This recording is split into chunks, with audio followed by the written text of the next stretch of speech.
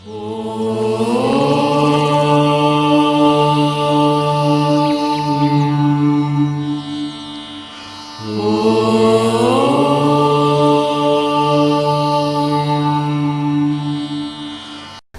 साथियों, मैं पंकज सिंह एक बार फिर से आपका इस channel whistle with Pankaj Singh पर स्वागत करता हूं। साथियों, हम लोग एक सीरीज चला रहे हैं, श्रृंखला चला रहे हैं शारीरिक शिक्षा का टीजीटी और पीजीटी के लिए। उसमें 3 भाग ऑलरेडी आ चुके हैं और हमने देखा पहले यूनान के इतिहास, फिर यूनान में 2 पार्ट देखा और उसके बाद रोम का इतिहास देखा। आज हम लोग देखेंगे जनरली जर्मनी का इतिहास। जर्मनी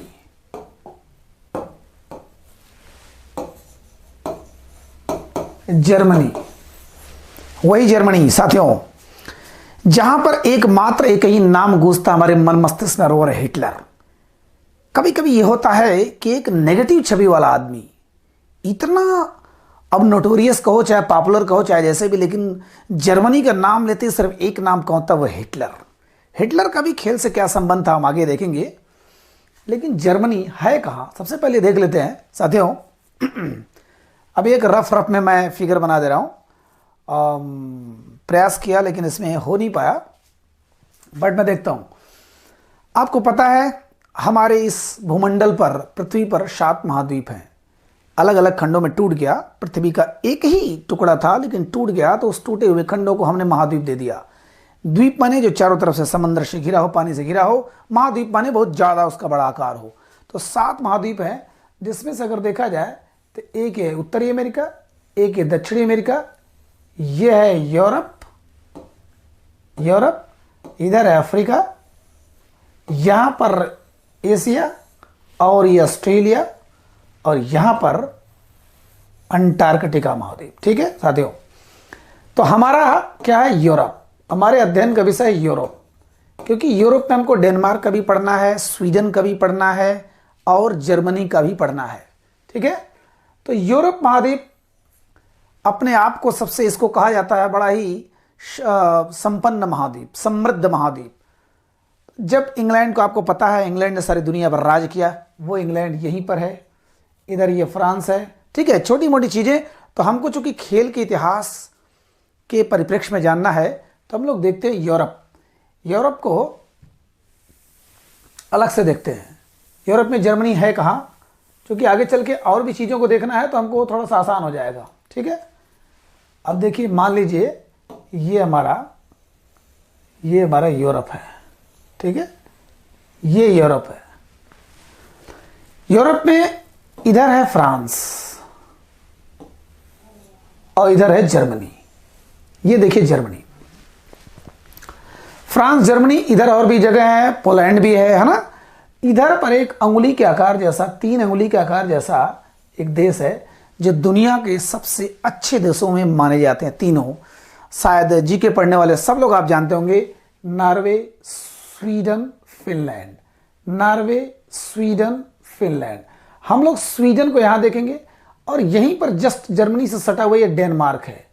डेनमार्क साथियों, हम लोग डेनमार्क यहां पर देखेंगे। ठीक है, तो आज हमको चूंकि पढ़ना है जर्मनी, ये यूरोपीय महाद्वीप, ध्यान दीजिएगा, यहां पर इंग्लैंड है, ये इंग्लैंड है। फ्रांस और इंग्लैंड की सीमा बनाती है इंग्लिश चैनल, ये समंदर है।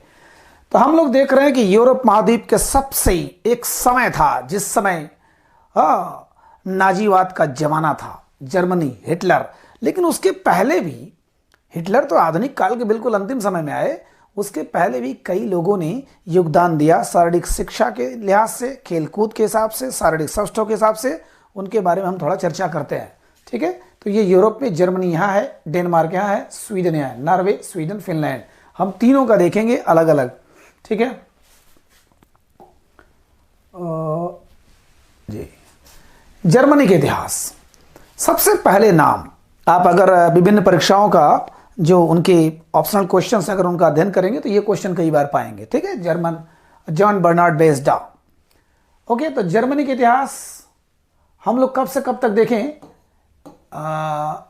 18वीं शताब्दी से 19वीं शताब्दी के मध्य का। ठीक है, 18वीं शताब्दी से 19वीं, 18वीं शताब्दी माने 1700 कुछ, 19वीं माने 1800 कुछ। तो वहां का काल देखें, उसके बाद नाजी काल देखें, नाजी काल माने हिटलर के जमाने का, उसके बाद द्वितीय विश्व युद्ध के बाद का समय। 3 भागों में अगर हम बांट के देखते हैं तो थोड़ा सा आसान हो जाता है। तो जॉन बर्नार्ड शॉ, यह कहा जाता है कि जर्मन शारीरिक शिक्षा के पितामह माने जाते हैं। जर्मनी के, ध्यान दीजिएगा, यह बार बार पेपर में आ चुका है और पेपर में आता रहेगा। जर्मन के शारीरिक शिक्षा के पितामह कहे जाते हैं ये। जी हाँ, कौन? जॉन बर्नार्ड बेड शॉ। ठीक है, इन्होंने क्या किया था, डेशा एक जगह है जर्मनी में जहां पर फिलैंथ्रोपियन नामक एक व्यायामशाला खोला था। या मैं अगर इसको व्यायामशाला ना कहूं तो एक प्राकृतिक विद्यालय खोला था, प्राकृतिक स्कूल खोला था। ध्यान दीजिएगा, प्राकृतिक स्कूल का जब भी नाम दिमाग में पहुंचता है तो एक ही नाम हमारे भारत में आता है। वो कौन सा? गुरु रविन्द्रनाथ टैगोर ने जो भारतीय विश्वविद्यालय की स्थापना की थी, आज उसको किस नाम से जाना जाता है? आपको पता होगा कि हमारे बंगाल का सबसे बेहतरीन वह विश्वविद्यालय है। कौन सा विश्वविद्यालय? चलिए आप लोग कमेंट करिएगा, सब जानते हैं उसको। तो प्राकृतिक स्कूल माने यह रूसों के सिद्धांत पर था।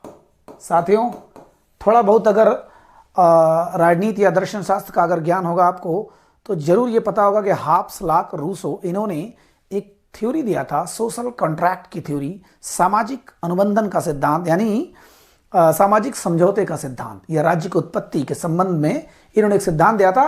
लेकिन हमको यहाँ शारीरिक शिक्षा के संबंध में जानना है। तो रूसो ने प्रकृतिवादी शिक्षा पर, प्राकृतिक शिक्षा पर बहुत जोर दिया था। उन्होंने ये कहा कि अगर टीचर डांट करके पढ़ाते हैं, अगर उनको पनिशमेंट करके पढ़ाते हैं, तो वह उनके नेचुरल जो एबिलिटी है उभरने का मौका नहीं मिलता है। उनको छोड़ दो, उनको खुद से सोचने दो। हाँ, उनको इनोवेटिव माने नई नई चीज़ों का आविष्कारक बनने दो ना, खुद सोचने दो, गलतियां करने दो, अच्छाइयां करने दो। जो भी चीज़ यहाँ हम अपने तरफ से उनको ढालने का प्रयास करते हैं।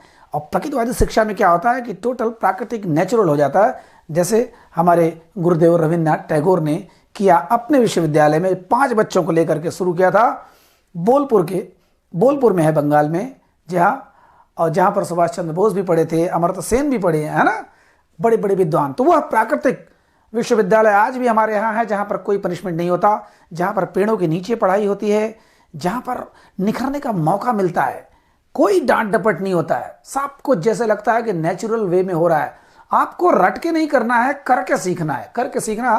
तो रूसों ने दिया था, तो रूसों का नकल मार के, देखिए स्विट्जरलैंड के थे ये, लेकिन फिर भी असर तो पड़ता ही है बड़े बड़े महापुरुषों का।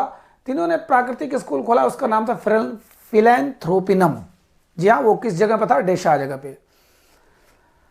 और इनके बारे में सबसे ज्यादा यही आता है। ठीक है, जर्मन के शारीरिक शिक्षा के पितामह कहे जाते हैं जॉन बर्नार्ड बेस्डा, और इन्होंने एक डेशा नामक जगह पर खोला था एक प्राकृतिक विद्यालय फिलैंथ्रोपिनम, जहां पर प्राकृतिक ढंग से शिक्षा को महत्ता दी जाती थी।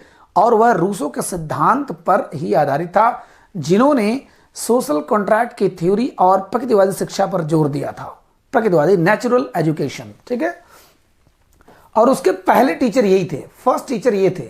उसके बाद ये हुए साल्जमैन हुए।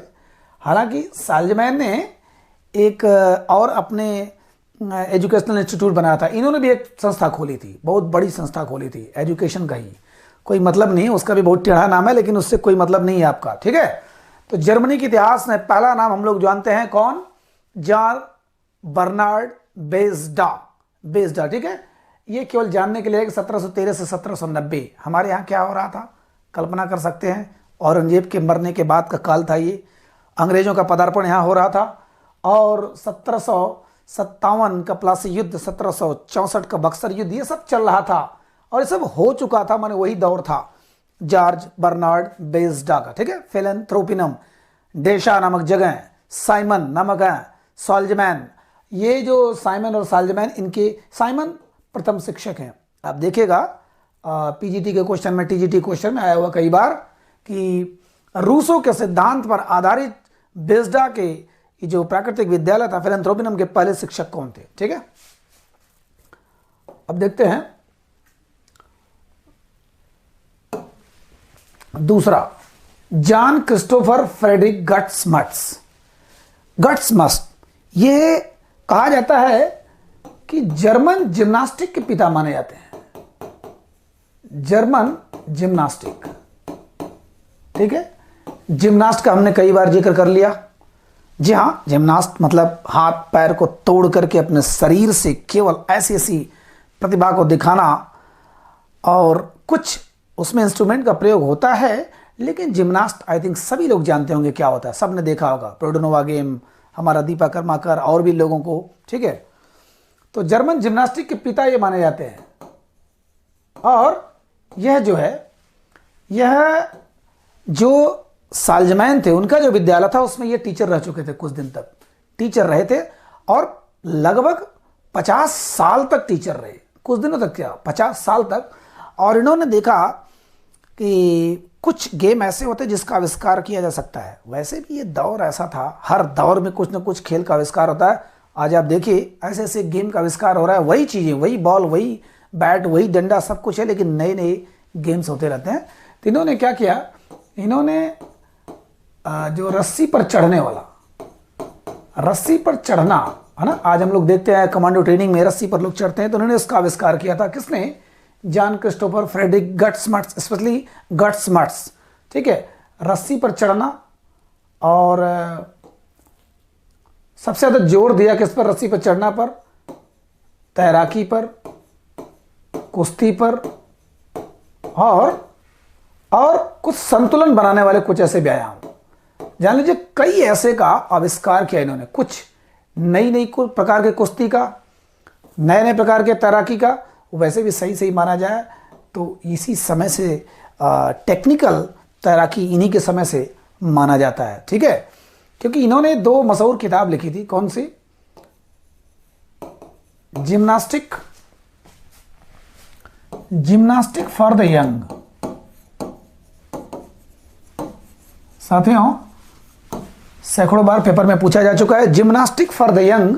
इन्होंने बड़ी किताब लिखी थी, इसके 2 पार्ट हैं। पहले पार्ट में क्या लिखते हैं कि प्रभाव, मतलब पहले पार्ट में लिखते हैं कि अगर आप व्यायाम करते हो, शारीरिक व्यायाम करते हो, तो उसका प्रभाव हमारे शरीर पर क्या पड़ता है और उसका उद्देश्य क्या है। सोचिए, आप एक्सरसाइज करते हैं, दौड़ते हैं, खेलते हैं, डंडा मारते हैं, बैडमिंटन, चाहे जो भी गेम खेलते हैं, चाहे वो तैराकी करते हैं, कुश्ती लड़ते हैं, तो आपके शरीर पर, आपके जीवन पर क्या प्रभाव पड़ेगा ये बताते हैं। और उद्देश्य क्या है, मतलब उसका उद्देश्य है शरीर को मजबूत करना और एक अच्छा मानव बनना। दूसरा, इन्होंने कई खेल के बारे में उसमें बताया, कई खेल उसमें है। उसमें देखिए, उसमें धावन वाले खेल हैं, कूदन वाले खेल हैं, ठीक है, और दूसरे जो रस्सी वाला गेम है, ठीक, कुश्ती है, तैराकी है, संगीत है, कई प्रकार के खेलों का जिक्र हुआ है। किसमें? दूसरे भाग में, ठीक है। जिम्नास्टिक फॉर द यंग, माने नौयुवाओं के लिए जिम्नास्टिक। इन्होंने किताब है किसकी? गट्समट्स की किताब है, ध्यान दीजिएगा, वेरी वेरी इंपॉर्टेंट। इन्होंने 2 ही किताब लिखी है, ठीक है। तो दूसरा किताब है गेम्स, ठीक है। यह कई बार पेपर में आ चुका है, आई थिंक सब जानते होंगे, गेम्स।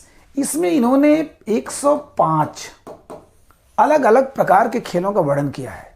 105 अलग अलग थोड़े मनोरंजक खेलों का वर्णन किया है, बड़े बड़े मनोरंजक खेल, ठीक है। आविष्कार करते थे ये लोग नई नई चीज़ों का। जैसे आप फुटबॉल लेते हैं, फुटबॉल से फुटबॉल खेलते हैं, लेकिन और कई चीज़ों का आप उससे आविष्कार कर सकते हैं। बाद में ये हमारा रग्बी फुटबॉल चला, उसी टाइप के अलग अलग 105 प्रकार के खेलों का जिक्र किया है। किसने?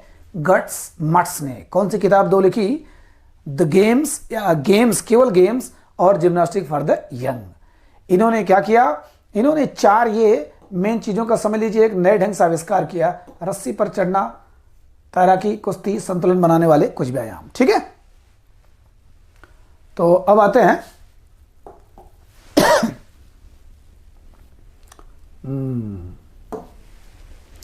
फ्रेडरिक लुडविग जॉन, ठीक है। फ्रेडरिक लुडविग जॉन, ये लुडविग जॉन लुडविग, जिन्होंने इनका नाम आता है तीसरा नंबर मैंने रखा। तो ध्यान दीजिएगा, पहला कौन है? बेस्डा, दूसरा गट्समट्स। बेस्डा, गट्समट, लुडविग जॉन और स्पीज, एडोल्फ स्पीज। 4 यह नाम आपको जर्मनी में बार बार मिलेंगे, यही 4 नाम मेन मिलेंगे, ठीक है। इन्होंने एक व्यायामशाला बनाया टर्नप्लाज नाम से। सबसे बड़ी खासियत क्या है, सबसे पहले इन्होंने राष्ट्रीय एकता के रूप में, देखिए ये भी सवाल आ चुका है, ठीक है, जब मैं आपको क्वेश्चन आंसर हल कराऊंगा तब ये समझ में आएगा। राष्ट्रीय एकता के रूप में इन्होंने शारीरिक शिक्षा को अपनाया। मतलब इन्होंने कहा कि अगर आप खेल कूद कराते हैं, शरीर पर ध्यान देते हैं, शारीरिक गठन पर ध्यान देते हैं, ताकत पर ध्यान देते हैं, तो जान लीजिए इसी बहाने आप इकट्ठा करते हैं, सबको बुलाते हैं, तो राष्ट्रीय एकता होती है। जैसे ओलंपिक का मेन मोटो क्या होता है, लोगों को बुलाना और भाईचारा पैदा करना, तो उसी प्रकार राष्ट्रीय एकता के रूप में सबसे पहले फिजिकल एजुकेशन को या गेम्स को किसने स्वीकारा, फ्रेडरिक लुडविग जान ने, ठीक है। तो इन्होंने एक किताब लिखी थी जर्मन जिम्नास्टिक, जर्मन जिम्नास्टिक, ठीक है, इनकी एक ही किताब मेन है, ध्यान दीजिएगा। उसमें था जिम्नास्टिक फॉर द यंग और गेम्स, इसमें जर्मन जिम्नास्टिक। तो व्यायाम, फिलहाल ये मशहूर किताब है। टर्नप्लाज ये इनकी व्यायामशाला का नाम है, बहुत गजब का व्यायामशाला, और ये आयताकार बनाए थे ऐसे व्यायामशाला को, बिल्कुल व्यायामशाला, आयताकार व्यायामशाला। और उसमें जर्मन जिम्नास्टिक में इन्होंने क्या कहा, अच्छा मैंने लिखा है ऑलरेडी, जर्मन जिम्नास्टिक में इन्होंने कहा कि उसकी संख्या 1000 के ऊपर हो चुकी थी। वहां पर आने वाले जो टर्नर, जो व्यायाम करने आते थे उनको टर्नर बोलते थे, उनकी संख्या वहां पर 1000 से ऊपर हो चुकी थी। बाद में पता नहीं क्या हुआ, इनकी कहानी भी थोड़ी सी अजीब है। इनके ऊपर षड्यंत्र, देश के खिलाफ षड्यंत्र रचने का आरोप लगा, गिरफ्तार हुए, मौत के बिल्कुल कगार पे जा रहे थे, लेकिन बाद में कानूनी लड़ाई लड़े और जीते, फिर वो छूटे। लेकिन तब तक तो सब कुछ समाप्त हो चुका था।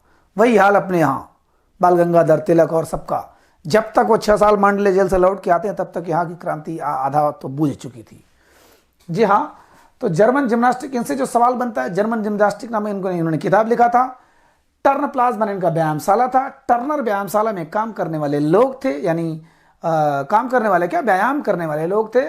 और राष्ट्रीय एकता के रूप में सबसे पहले गेम्स को या स्पोर्ट्स को बताने वाले यही थे, फ्रेडरिक लुडविग जान, ठीक है। मैं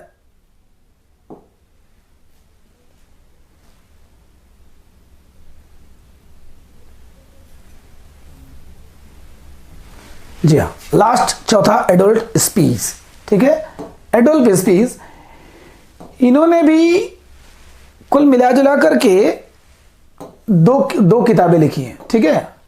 सिस्टम ऑफ जिम्नास्टिक, सोचिए सब लोग जिम्नास्टिक पर ही ध्यान दे रहे हैं। वैसे भी आज भी जर्मनी भले ही फुटबॉल और हॉकी में हो बहुत अच्छा, लेकिन जिम्नास्ट आज भी जर्मनी के बहुत अच्छे होते हैं। सिस्टम ऑफ यूनिटी, और एक है practical manual for young, practical manual for young, ठीक है, मैनुअल फॉर यंग, तो फॉर यूथ है, specially youth, practical manual for youth, वही युवा वर्ग। तो 2 किताब इन्होंने लिखा, किसने, एडोल्फ स्पीज ने। काम वही है, 1810 1858, वही हमारे आज़ादी का संग्राम चल रहा था। हाँ, 1857 वाला संग्राम, मंगल पांडे वाला संग्राम चल रहा था, वही दौर था जब ये लोग अपना जिम्नास्ट पे ध्यान दे रहे थे। System of gymnastic, practical manual for youth या यंग, ठीक है।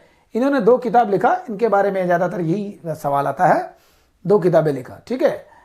और सबसे, हाँ, इन्होंने क्या किया कि पाठ्यक्रम में इन्होंने जोर दिया कि शारीरिक शिक्षा हमारे स्कूली पाठ्यक्रम में शामिल हो जाए, जिससे जिस प्रकार से हम लोग नॉर्मल किताबों को पढ़ते हैं और चाहे इतिहास, भूगोल, आदि सब कुछ पढ़ते हैं देश का, उसी प्रकार शारीरिक शिक्षा भी एक हमारे सामान्य कोर्स का एक साधन हो जाए, एक जरिया हो जाए, एक अंग हो जाए, जिससे सामान्य शारीरिक शिक्षा का अनिवार्य हो जाए। और उन्होंने अनिवार्य विषय बनाया, किसने, एडोल्फ स्पीज ने, ठीक है।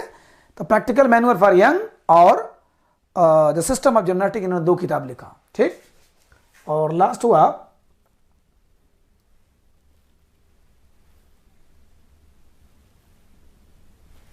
जी हाँ, नाजी काल। नाजी मतलब नाजी पार्टी बनाया था किसने, वैसे तो पहले से बना हुआ था, लेकिन इसको बड़ी ऊंचाई दिया, बड़ा ताकतवर बनाया। किसने? हिटलर। हिटलर, ध्यान दीजिएगा, हिटलर जिसको हम लोग क्या बोलते हैं? हाँ, फ्यूरर, फ्यूरर बोलते हैं। इनका एक दूसरा नाम होता है फ्यूरर, ठीक है। इन्होंने जब जेल में बंद थे, ये जेल में बंद थे, तो इन्होंने अपनी एक आत्मकथा लिखी थी, मीन काम्फ, माने मेरी आत्मकथा। उस पर सब कुछ उसमें प्रकाश डाला है। अब चाहे बढ़ा चढ़ा के लिखा हो, चाहे जो भी। एक आग था हिटलर के मन में। 1914 से 1918 तक जर्मनी एक बादशाह देश था, लेकिन लोगों ने, मित्र राष्ट्रों ने मिलकर के इसके साथ ऐसा हाल किया कि लास्ट में हारना पड़ा। उस समय हिटलर छोटा था। हारने के बाद 1918 में, ध्यान दीजिएगा, 1914 से 1918 में प्रथम विश्व युद्ध हुआ। 18 में सबसे बड़ी हार हुई थी जर्मनी की। जीता कौन? इंग्लैंड, फ्रांस, ये सब जीते। अमेरिका थोड़ा सा बाहर था और अंदर बाहर कर रहा था। अभी पूरी तरह से उसने भाग नहीं लिया था, लेकिन जर्मनी को युद्ध थोपने के लिए एक वर्साय की संधि करना पड़ा 1919 में। और उस वर्साय के संधि में जर्मनी को तोड़ दिया गया, नोच लिया गया। जर्मनी के सारे साम्राज्य को तहस नहस कर दिया, सेना को खत्म कर दिया गया, कम कर दिया गया। उनके किसी भाग को इंग्लैंड ने ले लिया, किसी को फ्रांस ने ले लिया, किसी को कुछ ने ले लिया। वही एक उसके मन में आग थी हिटलर के। जब वह धीरे धीरे मजबूत होता है, ओरेटर बहुत बढ़िया था, व्याख्याता बहुत बढ़िया था, और भाषण दे देकर सबको अपने पक्ष में करता गया, पक्ष में करता गया। यहाँ तक कि उसने एक संस्था बनाई थी, कौन सी?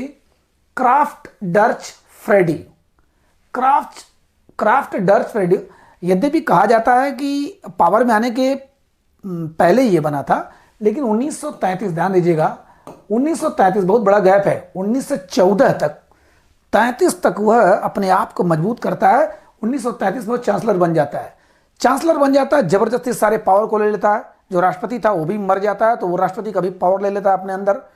तो बहुत बड़ा तानाशाह बनता है, और उसके बाद गिन गिन कर बदला लेता है सबसे जिन्होंने उसके साथ दगाबाजी किया था, और द्वितीय विश्व युद्ध के लिए प्रेरित करता है, जब पोलैंड पर आक्रमण करके पूरा सेकेंड वर्ल्ड वॉर शुरू कर देता है। तो हिटलर ने क्या किया था? हिटलर भी एक बहुत अच्छा खिलाड़ी था, मतलब खेल का प्रेमी था। आपको याद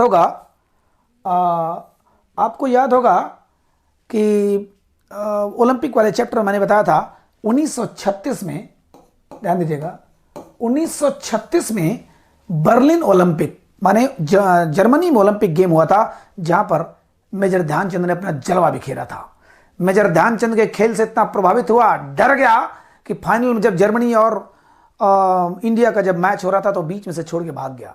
कहा जाता है कि क्या क्या हुआ, जूते बदले गए, मेजर ध्यानचंद के स्टिक्स तोड़े गए, लेकिन कुछ हुआ नहीं। जर्मनी को हराया, 8-0 से हराया भारत ने, और वहां पर ऑफर दिया था मेजर ध्यानचंद को अपने यहाँ नौकरी करने के लिए, अब बड़ा पद देने के लिए, लेकिन मेजर ध्यानचंद ने इनकार कर दिया था।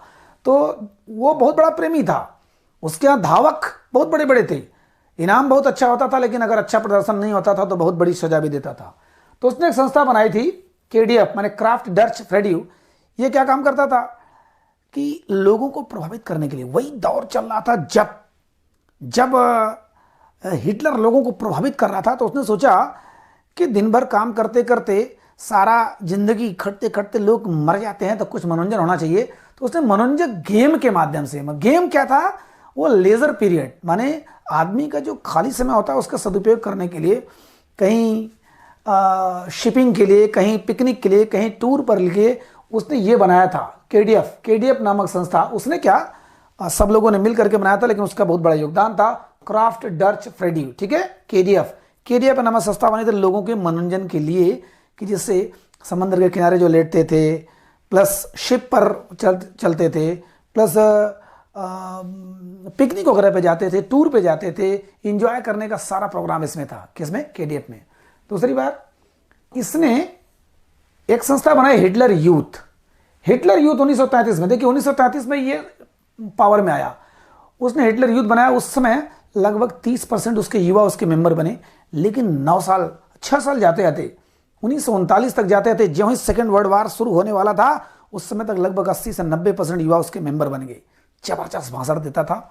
फिलहाल मैं इतिहास में चला जा रहा हूं, लेकिन ये जानिए नाजी काल, माने नाजी पार्टी उसने बनाया था, नाजीवाद को उसने जन्म दिया था, एक वाद चलाया नाजीवाद।